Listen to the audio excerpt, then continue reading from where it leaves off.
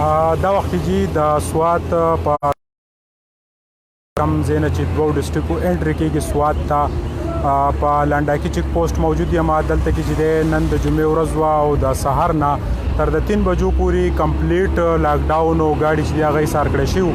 اوس چې کوم ګاډي تاسو زموږ په سکرین نه دا د سوات ډسټرک ګاډي دي او د آوټ ډسټرک ګاډي واپس کېږي هغوی ته بیا هم اجازت نشته. په دې کې صرف هغه ګاډي دي کوم چې د میډیکل شعبې سره تعلق ساتي هغوی ته اجازت دی. کوم چې په سرکاري ډیوټیانو دي یا د هغه خلک چې دی سوات ته راتلی شي باقاعد دی د سوات ډسټرک نه علاوه ګاډي چې دی هغه واپس کېږي هغوی ته د سوات ته د راتلو اجازت نشته. د لاکډاون د ټول صورتحال نه به تاسو خبرو. د لنډاکي چوک پوسټ دا تازه ترین صورتحال دی. کوم ګاډي چې ولاړو د سهار نه هغه چې دی د 3 بجو ټایم سره هغه پرېښودی شو. دا وخت د پولیس اپریشن او د ټریفک پولیسو کلک انتظامات کړي دي.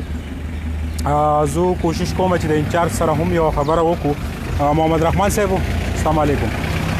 وعلیکم. دا راته ووایه جی چې د لاکډاون د څه ټایم نه سټارټ و؟ دا د 10 بجو نه 3 بجو پورې. اوس هم تاسو د آوټ ډسټرک ګاډي واپس کوئ د هغې اجازت نشته؟ آوټ ډسټرک ته اوس هم اجازت نشته. سهار نه چې څونه راغلي چې موږ واپس کړي دي.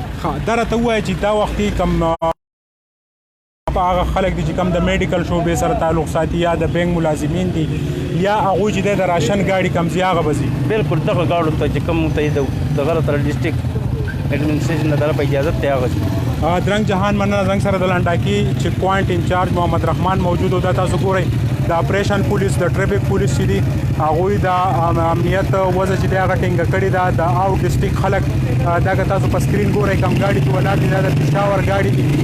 دوی په دې انتظار دي چې موږ به پرېږدي مختلفو افسرانو ته خلکو ته اپروچ کوي ټلیفون نه کوي خو دغه خلک چې دی په هېڅ قسمه صورت باندې پرېښودو ته د دې ځای انتظار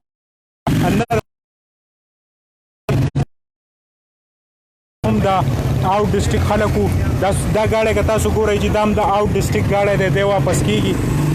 د آوټ ډسټرک خلکو ته په سوات ته په داخلېدو باندې پابندي ده. کم خلک چې د بینک ملازمین دي یا د محکمه صحت د شعبې سره وابسته دي یا دلته کې د راشن کم ګاډي راځي هغه ځي او واپس به د سوات نه بیا وځي. دا تاسو ګورئ د چیک ان عمل روان دی او د لنډاکي چیک پوسټ د سکرینینګ عمل چې کم دی په هغې باندې به هم دلته د ملګرو سره خبره کوو چې د سکرینینګ کم عمل دی د هغې نن صورتحال زده کړو چې څه صورتحال دی.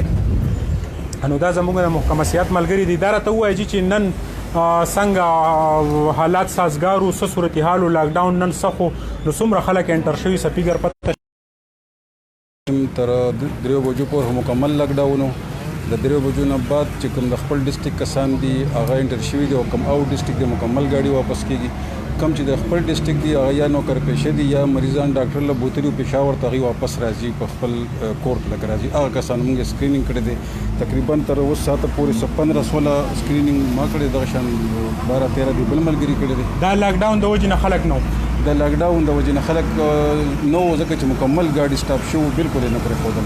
درنګ جهان مننه حاجي. دا تاسو ګورئ د لنډاکي چیک پوسټ دا صورتحال. دا کوم ګاډی چې تاسو ګورئ دا د راشن ګاډی دی نو ځکه دلته چې دی اجازت میلاو شو. نور ګاډي چې دی هغه مسلسل واپس کېږي. د آوټ ډسټرک ګاډي دا و د نن د جمعې د ورځې تازه ترین صورتحال د دیر او ایجنسۍ د طرفه چې کومه انټري کېږي سوات ته په هغې باندې چې دی دلته کې ډېر کلک اقدامات شوي چې دغه ګاډي په هېڅ صورت د 10 بجو نه تر د 3 بجو پورې سوات ته به نه انټر کېږي. دا وختي ریلیف چې کوم میلاو دی نو دا هم د سوات ډسټرک او د شانګلې چې کوم خلک دی هغوی ته میلاو دی. ما سهیل باچا له زما ملګري رپورټر بخروان او کیمرامین حسین لره که اجازت د الله په امان.